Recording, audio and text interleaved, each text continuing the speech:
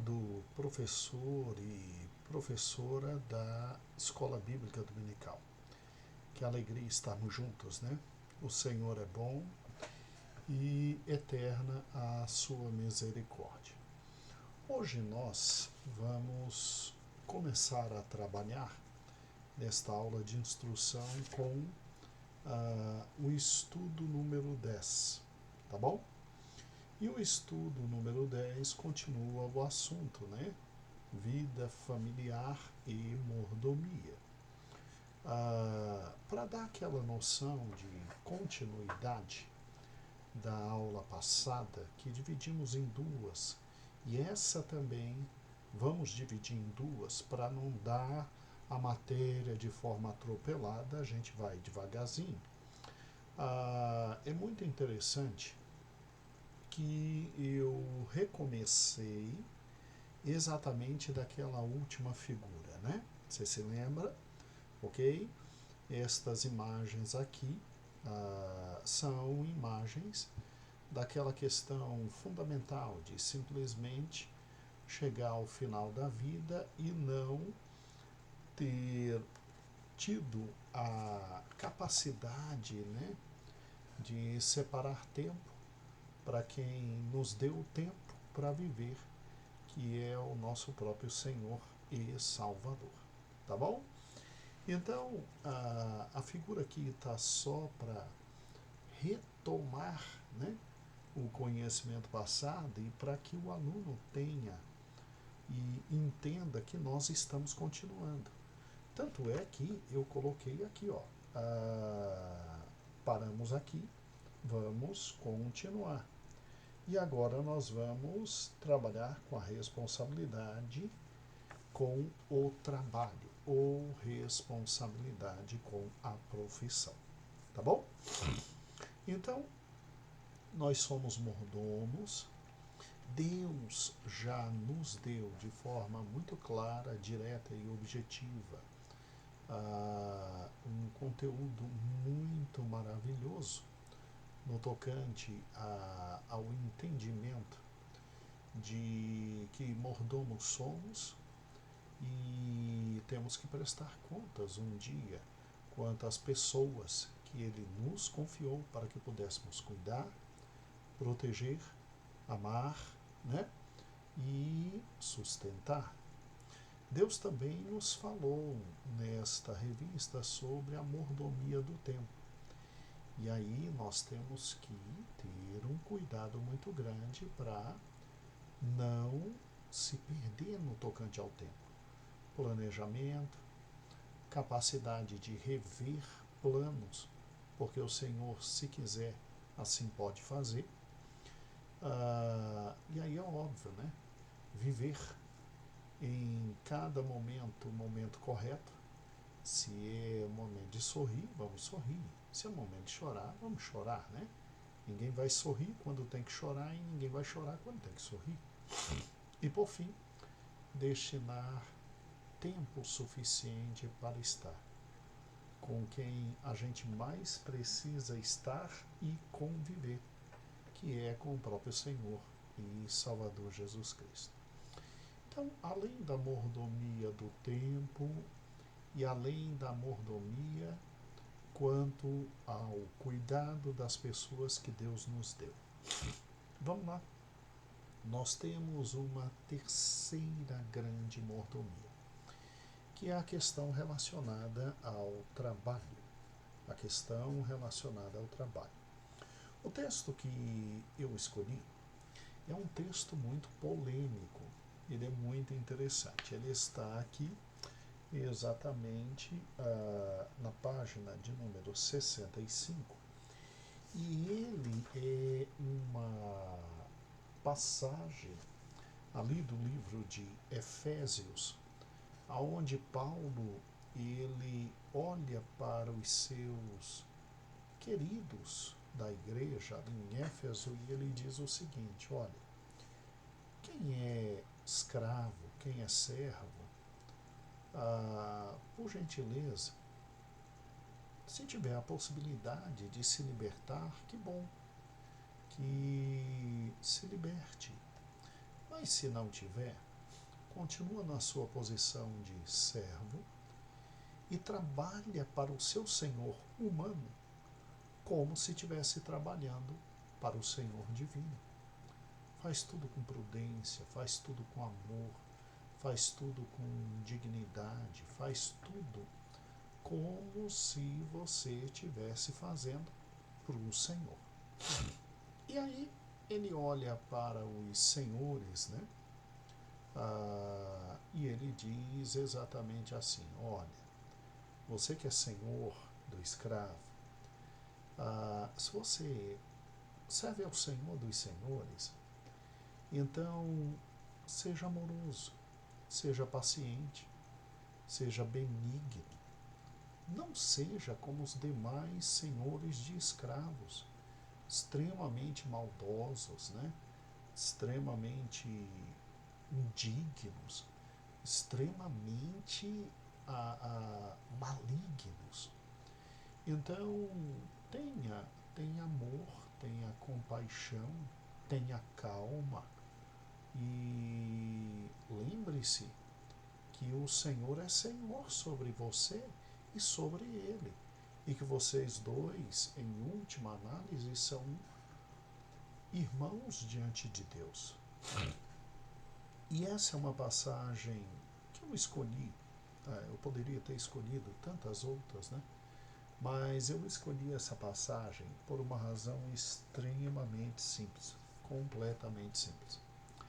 Na época em que Paulo escreve aos irmãos ali da cidade de Éfeso, Paulo ele está, meus amados irmãos, naquele momento histórico onde praticamente 80% do trabalho no mundo era feito por escravos. 80%. Isso se a porcentagem não for maior. Era feito por escravos. Então, nós temos que entender que muitos dos que aceitavam Jesus, como vimos até na última revista que falava de evangelismo, muitos eram escravos. E aí, Paulo já tinha dito lá aos irmãos em Gálatas, tá? Na Galácia, quando escreveu sua carta, que diante de Deus não havia essa história de diferença de homem e mulher. Diante de Deus não havia essa história de judeu e gentil. E aí, quando ele coloca também lá os irmãos em Gálatas, né, que não havia diferença entre escravos e livres diante de Deus, ele poderia ter trazido um problema muito sério, extremamente sério. Ele poderia ter trazido uma revolução no meio dos escravos, de tal forma que os escravos crentes começassem a pensar, bem, já que não tem mais diferença, nós temos direito à insurreição, nós temos direito a levantar-nos da escravidão e viver como livres. E isso ia provocar um morticínio, irmãos. Um morticínio inacreditável. Um morticínio inacreditável. Mas será, pastor? Sim, com certeza. Tanto é que, alguns anos depois, o grande comandante Crasso, né, ele, ao reprimir uma das rebeliões mais fortes de escravos ali em Roma, liderada, eu creio que por Espartacus, se não me falha a memória, né? O que ele fez? Depois dele esmagar praticamente a insurreição dos escravos, ele pegou os escravos que lutaram contra as legiões romanas e ainda sobreviveram, E ele simplesmente pegou a Via Ápia, a maior ligação que existe de qualquer local para Roma, a Via Ápia na época, e ele pegou todos os escravos que sobreviveram e crucificou, avisando para os outros escravos que estavam no Império tentando pensar em alguma liberdade, olha aqui o que o Império Romano faz com o escravo fujão. Então, Paulo, ele tinha que pregar a verdade. É interessante isso. Ele tinha que anunciar o Evangelho, e diante do Evangelho, nós todos somos um e somos irmãos, e não há diferença. Mas naquele momento, Paulo levantar os escravos para que eles lutassem pela sua liberdade e houvesse uma revolução ou uma insurreição política quanto a isso, Paulo sabia que ia ser um desastre completo. Por isso, ele diz exatamente aos queridos irmãos que aqui estão: olha, 80% do trabalho no império quem faz é você, meu irmão, e que é escravo. Então deixa eu lhe explicar uma coisa. Se você puder conseguir legalmente, pacificamente, a sua liberdade, faça-o. Faça-o. Tá bom? Se você puder conseguir pacificamente a sua liberdade, faça-o. Agora, se você não puder conseguir livremente sair, então continue como escravo. Continue na posição que Deus te colocou. E como escravo, sirva ao seu Senhor de uma forma muito inteligente. Serve ao seu Senhor como se você estivesse servindo ao próprio Senhor Jesus Cristo. Então, o que Paulo estava pensando quando falou sobre um assunto como esse? Em primeiro lugar, ele pensava no bem-estar dos irmãos que tinham aceitado Jesus e ainda estavam como escravos. Tá bom? Em segundo lugar, ele não deixou de falar a verdade que diante de Cristo não havia mais escravo. Poxa, pastor, mas diante de Cristo não há mais escravo e Paulo está mandando eles viverem como escravos, porque Paulo estava pensando no bem-estar dos próprios escravos que aceitavam Jesus. Na medida que eles fossem servir os patrões como quem serve a Deus, como quem serve a Deus, o próprio Deus, os patrões teriam os melhores escravos e os patrões não teriam necessidades de acorrentá-los, amordaçá-los, bater em cada um deles. E um texto como esse é muito importante porque você compreende algumas coisas fundamentais na palavra de Deus. Uma vez me perguntaram: pastor, mas com Cristo o reino de Deus não já chegou? Sim, chegou. O reino de Deus está entre nós. E Jesus está reinando. Tá. Então, porque tudo que se fala do reino de Deus ainda não aconteceu. Justiça, paz, amor, misericórdia, verdade, bondade. Ok? Por quê? Porque o reino de Deus, ele vai sendo implantado devagar. Porque o próprio Cristo estabeleceu os tempos. E para cada tempo você vai ter a Cristo implantando o seu reino, até que chegue o momento máximo em que realmente Cristo e o reino dele sejam completamente manifestados. Então, Paulo, sabendo disso, que o reino já existe, mas ainda não está todo manifestado, é o que em teologia se diz já, mas agora ainda não. Já chegou o reino. Mas ele está todo implementado? Ainda não. Mas vai se implementar. Por quê? Porque Deus sabe de todas as coisas e ele sabe o momento certo de colocar todas as coisas no seu devido lugar. Então, Paulo, mesmo sabendo que aqueles homens já viviam no reino de Deus, ele sabia que, como o reino de Deus ainda não tinha sido complementado e completamente estabelecido, era necessário que aqueles homens entendessem um fato muito interessante. Que eles, em Cristo, já eram livres. Mas porque Cristo ainda não tinha estabelecido completamente o seu reino, eles deveriam aguardar Cristo manifestar completamente o seu reino e viver na posição social que ainda tinha, né? É muito interessante isso, tá? É por isso que tudo sobre justiça, paz, felicidade, amor ainda está sendo estabelecido com muita calma. Mas haverá um dia em que o reino de Deus vai se manifestar, tá bom? Essa parte do reino de Deus eu falei só para você, professor.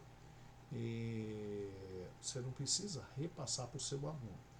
Para o seu aluno, você então mostra exatamente isso. Você mostra que Paulo, ele, sabendo que o reino de Cristo já existia, mas que ainda ia ser implementado no todo, porque não tinha chegado o tempo correto do reino ser completamente implementado, ele olhava para os escravos e ele dizia, ó, e tá aqui, ó, tá exatamente aqui, você é livre. Mas, como o teu patrão ainda, ele não conhece a Cristo, então se subordine a ele, trabalhe e ame trabalhar e trabalhe como se estivesse trabalhando para o Senhor, porque com certeza, dificilmente o teu patrão vai ter motivo para te arrebentar. E é à luz de um texto como esse, lindo, que a gente vai pensar numa das maiores bênçãos que Deus nos deu, com a qual a gente ganha o pão de cada dia e sustenta o lar, e que na verdade um dia Deus vai nos chamar à prestação de contas. Você sabia que o teu trabalho é bênção de Deus? Chegue nesse ponto com o teu aluno. Você sabia que o teu trabalho é bênção de Deus? E aí, como é que a gente vai provar que o trabalho é bênção de Deus? Bem, depois do texto, você pode ver na página de número 66 que nós temos a letra A, B, C e D. A, B, C e D. Essa é uma lição diferente, por quê? Porque nós vamos explorar o A, B, C e D e as perguntas, elas vão ser para a gente nessa lição não um mero final, mas elas vão ser o ponto de conhecimento e entendimento. Olha que legal, o ponto de conhecimento e entendimento. Então, vamos juntos. Olha que fantástico. A gente chegou num ponto. Você sabia que o teu trabalho é uma bênção para você? Tá? Vamos lá. Em primeiro lugar, você já pensou que o trabalho veio antes da queda? Aí você vai abrir com eles em Gênesis capítulo 2. Gênesis capítulo 2. Tá bom? E lá em Gênesis capítulo 2, na formação do Jardim do Éden, é interessante notar que nos versículos a partir do versículo 4, né, você pode ler que Deus, com a origem dos céus e da terra, e Deus plantou um jardim, etc. Mas você vai dar destaque exatamente para o versículo 15. O versículo 15, aonde o Senhor pega o homem, o coloca no jardim do Éden para o lavrar e o guardar. Não estranho, não. Eu estou lendo muito de perto, porque eu estou sem as lentes. Eu tive um pequeno probleminha nos olhos, mas isso não me atrapalha de trabalhar. Só tenho que botar muito perto, tá bom? Então não estranhe. Então veja que no versículo, Gênesis 2, versículo de número 15, né? Deus, depois que faz todo aquele jardim, aquela coisa linda, aquela coisa fantástica, Deus pega e simplesmente faz assim. Olha que legal. Deus pega e diz: olha, homem, lavra e guarda. Então Deus chama o homem e Deus dá ao homem a função de simplesmente ser aquele que vai lavrar, trabalhar com a terra, agricultor, né? Agricultor, cuidar, conservar, preservar. E olha que o homem simplesmente ainda vai ter diante de si todos os animais para dar nome aos animais. Adão era um ser fantástico. Adão entendia tudo de agricultura. Adão foi o primeiro homem a entender a graciosidade da terra, dos tempos, dos frutos. Isso era um trabalho colossal. E depois, dando nome aos animais, ele foi o primeiro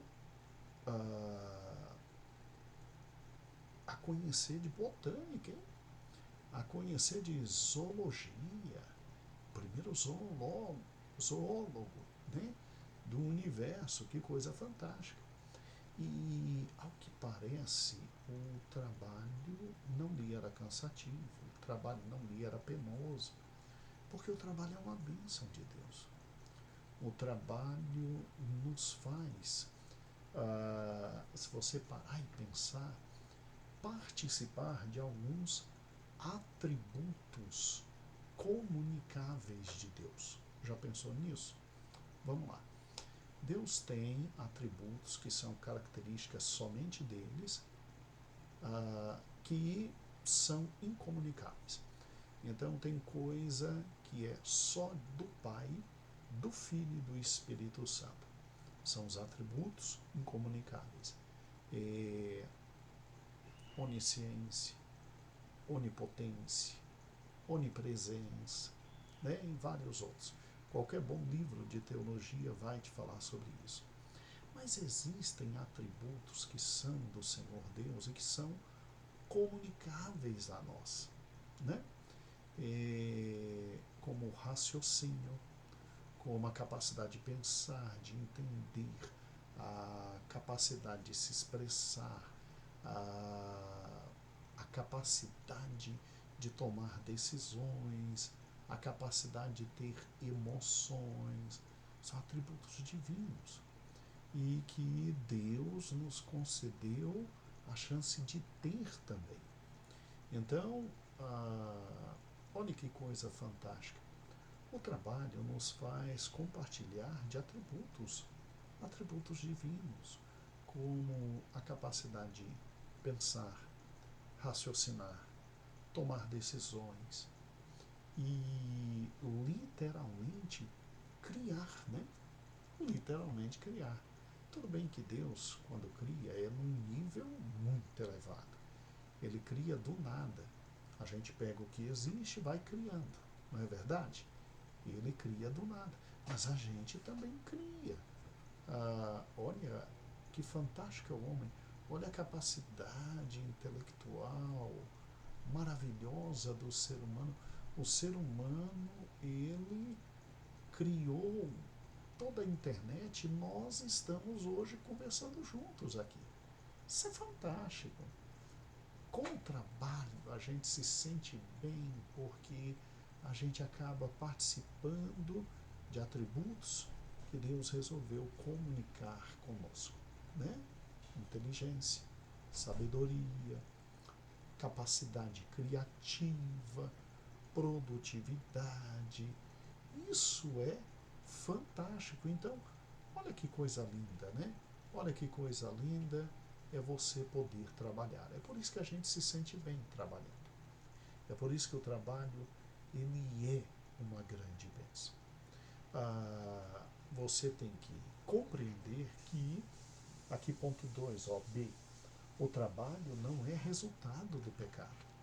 O trabalho é resultado de bênção que Deus deu ao homem, do homem, antes da queda, fazer alguma coisa.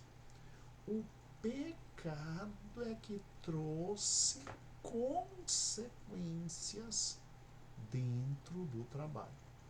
A consequência da dor, do suor, da dificuldade de se conseguir as coisas. Aí você lê para ele exatamente o seguinte: lê para ele Gênesis capítulo 3, né, quando ocorre a queda. E em Gênesis capítulo 3, lá no querido de número, o versículo de número 17, Deus olha para Adão e diz: olha, porquanto você deu ouvido à sua mulher, tá certo? A terra é maldita por tua causa. E aí vai ficar difícil, é com suor no rosto, você vai ter espinhos agora, abrolhos, dificuldade. O trabalho se tornou penoso para alcançar tudo que o trabalho nos dá, e isso tornou penoso. Mas o trabalho em si é uma bênção de Deus. Terceiro lugar, olha que interessante, ó. Se nós pararmos e pensarmos, a linha C, Deus nos deu a capacidade de trabalhar, e a linha D, do trabalho é que sai o sustento do nosso lar. Do trabalho é que sai o sustento do nosso lar. Então, mesmo com dificuldade, mesmo com dores, mesmo com muito suor, ninguém, gente, ninguém, absolutamente ninguém, deixa de saber fazer alguma coisa e com essa coisa produzir riqueza. Todos nós temos capacidade. Alguns produzem riqueza com o seu trabalho de um jeito, outros produzem riqueza com o seu trabalho de outra forma. Então, nós temos aqueles que conseguem pegar uma linha e fazer um bordado lindíssimo, e da venda desse bordado trazer o pão de cada dia para casa. Outros pegam a linha e não bordam. Eles com uma linha conseguem pegar peixes e trazer o pão de cada dia para a sua casa. Então veja que ninguém pode dizer: eu não fui abençoado por Deus. Todos nós fomos abençoados com uma capacidade que inclusive nos torna únicos no tempo e no espaço. Alguma coisa só você sabe fazer. Existe sim alguma coisa que só você sabe fazer. O interessante é um dia você conseguir descobrir o que é isso. Porque no dia que você conseguir descobrir que você é o único para fazer aquilo, você vai ser extremamente abençoado financeiramente. E aí os outros vêm na tua retaguarda, só aprendendo com você a fazer o que você foi o primeiro a fazer. Agora, às vezes, a gente nunca descobre aquilo que a gente é único, né? Mas aí a gente trabalha naquilo que outros criaram e a gente melhora E a gente tem a capacidade de ampliar aquilo que existe para o bem. Todos nós temos capacidade de gerar riqueza, porque o trabalho, ele faz isso, ele gera riqueza. Ele gera riqueza. E é interessante que o próprio Cristo, ele valoriza o trabalho. Tanto é que, para quem tem maior capacidade, ele deu 5 talentos. Para quem tem uma capacidade mediana, ele deu 3 talentos. E aquele que tem menor capacidade tem pelo menos 1 talento. E a ordem é multiplique. A ordem é multiplique. Então, todos têm capacidade de multiplicar. E ninguém vem para a face da terra sem ter, no mínimo, 1 talento. Uma capacidade de criar recursos que Deus deu a todos nós. A possibilidade de gerar riqueza e a possibilidade de ganhar o pão de cada dia. O pão de cada dia. Então, o trabalho é uma bênção. O trabalho, em última raça, é uma bênção. E o que é interessante é que, quando Paulo fala para os servos, você está tendo uma audiência de gente que não pode nem vender o seu trabalho, tá? Porque era escravo. Era escravo. Era muito difícil um escravo comprar a própria liberdade, porque ele não podia nem vender o seu trabalho. Ele estava na mão do seu senhor. Mas no próprio Império Romano haviam escravos que tinham uma habilidade tão grande, tão grande, tão grande, que eles conseguiam trabalhar para o seu senhor e conseguiam tempo para gerar renda extra. E você sabia que com essa renda eles mesmos compravam sua liberdade? Sabia disso? Tá? Então é incrível isso, né? É incrível. Se Paulo está falando para a gente que não sabia nem se ia viver ou morrer, né? Porque a maior prova da maldade humana é olhar para um outro ser e chamá-lo de escravo, fazer dele sinônimo de coisa. Olha aqui, gente, como é que a gente sabe que o homem é pecador? Uma das maiores provas de que o homem é pecador é que a escravidão existiu e ainda existe em alguns locais. É que você não sabe, mas existem missionários que eles estão em alguns países comprando famílias que eram escravas. Sabia disso? Tem missionário que compra famílias que eram escravas. Aí, quando ele compra, que ele consegue o dinheiro e ele compra, né? Aí, o que acontece? Essa família passa a ser escrava dele. Aí ele, como missionário, liberta essa família. Só que não liberta para muitas vezes viver naquele país, porque senão aquela família volta à escravidão. Aí eles conseguem recursos para levar essas famílias para países onde eles podem trabalhar e começar a vida e se sustentar. Entendeu? Então, a escravidão ainda existe. E o que é interessante é que Paulo diz, olha, trabalha como se trabalhasse para o Senhor, tentando evitar um mal maior. Quando eu paro e penso nisso, eu assim penso, meu Deus do céu, o trabalho é um recurso que Deus me deu, que me dá a capacidade de desfrutar de alguns atributos comunicáveis de Deus na minha vida, como sabedoria, inteligência, capacidade de criar, fazer, produzir, né?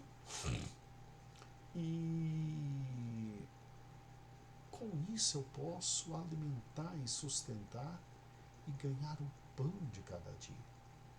E olha que o amor de Deus é tão grande que Deus diz assim: vocês estão preocupados com amanhã, né?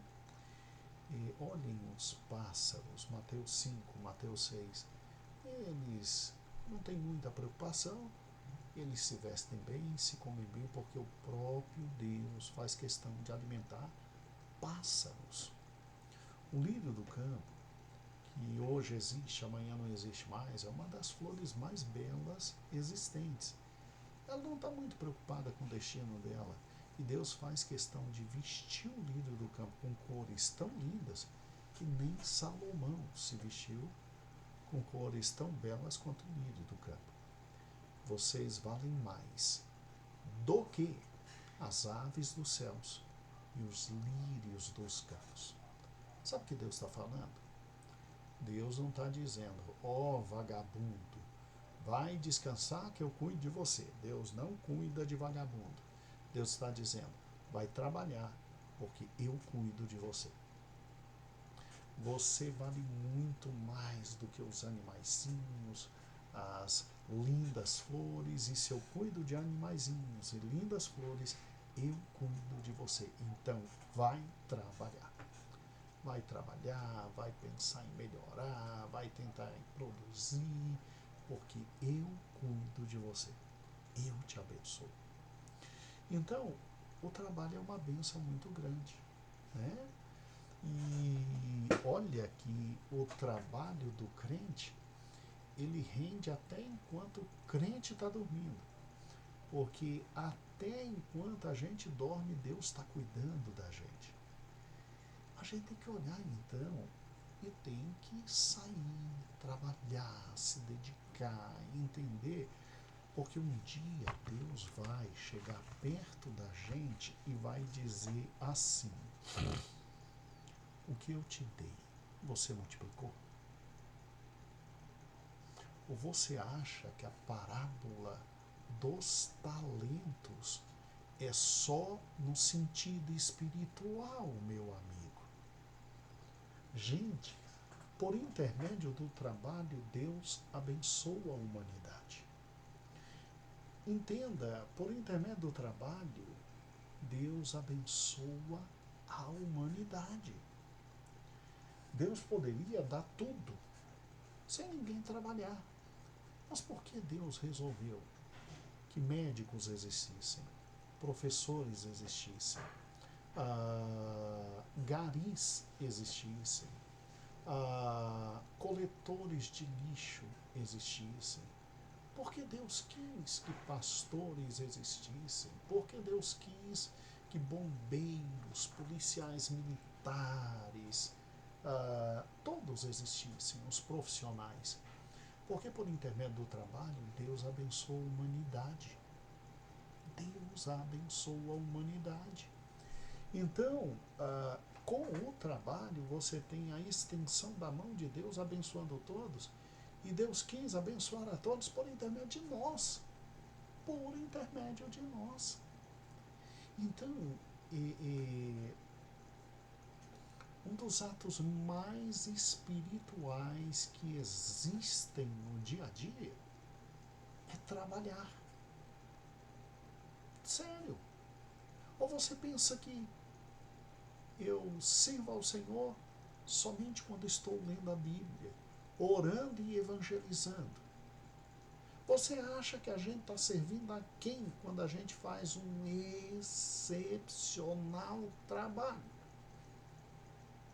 Sério, a gente está servindo a Deus. A gente está servindo a Deus.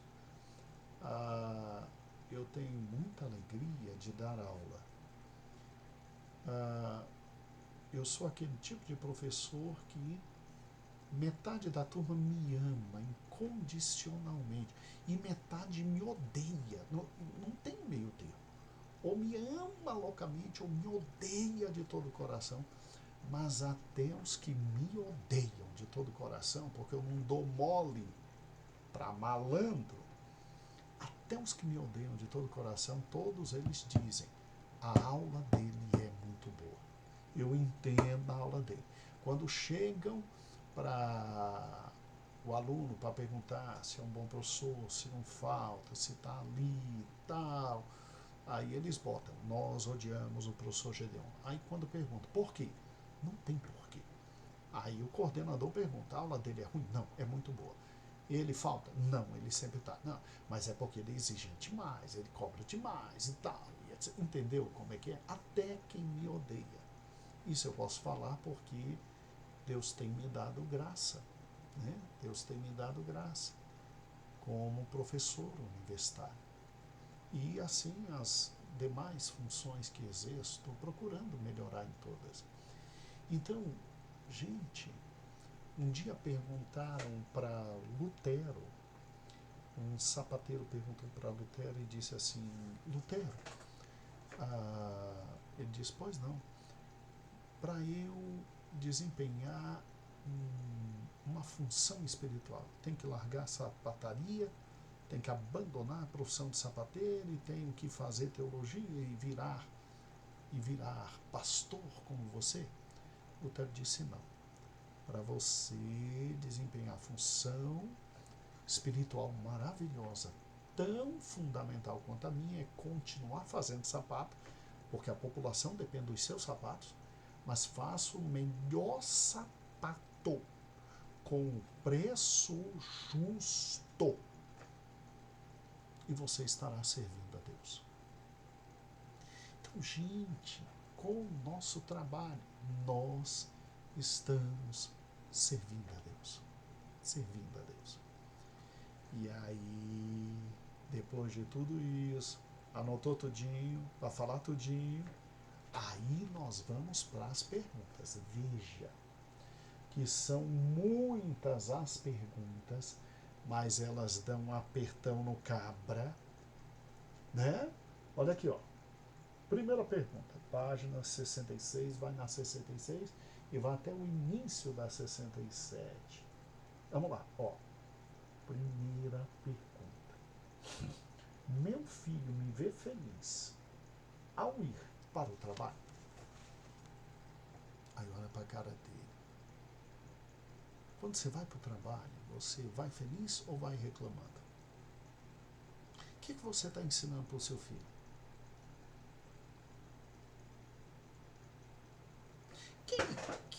Quem, na verdade, te deu a oportunidade de trabalhar? Não foi Deus? Quando você fica reclamando, o que você está falando? Agora, não está satisfeito? Luta para melhorar. Não deixa a coisa de uma vez, não. Primeiro melhora, depois abandona aquele e vai para um melhor. Você tem direito. Mas você está entendendo que é o pai que ensina para o filho a grandeza do trabalho? Entendeu? Vamos lá. Aí continua apertando, né? Em meu lar, no período de oração, costumo orar pela instituição, empresa, patrão ou amigo de trabalho. Né? Vamos lá. Quando estou em minhas funções, procuro fazer o melhor possível.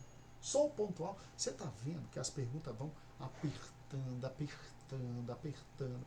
E por que eu quis apertar? Para o indivíduo sair de casa querendo ser o melhor trabalhador possível.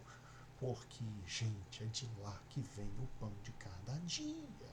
É por intermédio deste trabalho que o Senhor abençoa o indivíduo. O indivíduo tem que entender isso. E por fim, a última pergunta mais importante, que não pode faltar uma. A última mais importante é: já ensinei. Está lá na página 67. Então você vai ler uma por uma das perguntas e vai na 67. Já ensinei meus filhos o valor espiritual das ofertas e dos dízimos. Ou seja, eu trabalho para quê? Eu trabalho para alimentar minha casa, mas eu agradeço a Deus pelo que eu tenho. A palavra do Senhor, de forma muito clara, em Provérbios, eu creio que 5, você procure, você vai achar. Eu estou sem a lente. Diz de forma muito clara: não seja sábio aos seus próprios olhos. Não seja sábio. Confia no Senhor. Confia no Senhor. E aí, quando diz não seja sábio nos seus próprios olhos, esse mesmo texto vem e diz que é para a gente honrar o Senhor com as primícias. E aí se encherão os nossos lagares. Entendeu? Trabalho. Quando a gente recebe, a gente deve dizer, Senhor, obrigado. E a gente deve engrandecer o Senhor com nossos dízimos e nossas ofertas. Tá? Agora, aqui a última coisa referente ao trabalho. As outras perguntas, mas vão apertar. Meu Deus, pastor, realmente não vai dar para entrar no 1.4, não. 1.4 e 1.5 é no outro domingo. Essa lição nós vamos dividir em duas também. E aí termina a lição orando e agradecendo a Deus. Orando e agradecendo a Deus pelo trabalho. Veja que cada pergunta que eu fiz é uma pergunta que, se o indivíduo está agindo errado, ele na verdade está dando um tiro no pé. Então, na medida que você vai ministrando a lição, vai ter tiro no pé para todo mundo, até para a gente que ministra a lição. Que em algum ponto a gente está errando aqui, né? Às vezes o indivíduo pega e diz, não, eu vejo meu trabalho como bênção do Senhor, sim, eu oro pelo meu patrão, mas ele não é pontual, ele não é pontual. O patrão vai chegar uma hora e vai dizer, meu amigo, tchau. Então, cada um desses pontos aqui que eu coloquei de pergunta é um tiro no pé. O indivíduo vai olhar na escola dominical e vai dizer, meu Deus do céu, eu não pensei nisso. Eu posso estar perto de perder meu emprego. Vou mudar. E aí, você salva uma família de passar necessidade. Você entendeu a responsabilidade dessa aula que você vai dar? Então, por gentileza, não é para ensinar a lição número 10 todinha, não. É para trabalhar só com a questão do trabalho. Não entra no ponto 1.4, não. Vai 1.3, responsabilidade com o trabalho. E diz para ele, olha, tudo que chega na tua mão e que Deus te dá, Deus um dia vai cobrar. Deus vai cobrar o atraso que você está chegando. Deus vai cobrar a reclamação que você está fazendo. Deus vai cobrar. Aprenda a ser um trabalhador maravilhoso, porque na época de Paulo, quando Paulo disse que era para aquele povo servir ao patrão deles, como se estivesse servindo ao Senhor, eles eram escravos. A gente, pelo menos, é empregado. A gente tem 13º, a gente tem férias, a gente tem tudo. Lá eles eram escravos.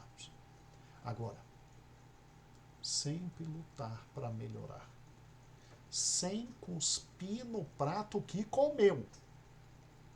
Lutando para melhorar. Que Deus te abençoe. Vamos dividir essa lição em duas partes. E o Senhor está contigo. Tá bom? Um grande beijo. Qualquer dúvida, me avisa. E o Senhor vai te abençoar. Tá bom? Beijão, beijão, beijão. Deixa eu olhar aqui pertinho que eu não estou vendo nada. Mas semana que vem eu já vou estar vendo. A paz do Senhor. Senhor te abençoe. Muito, muito, muito.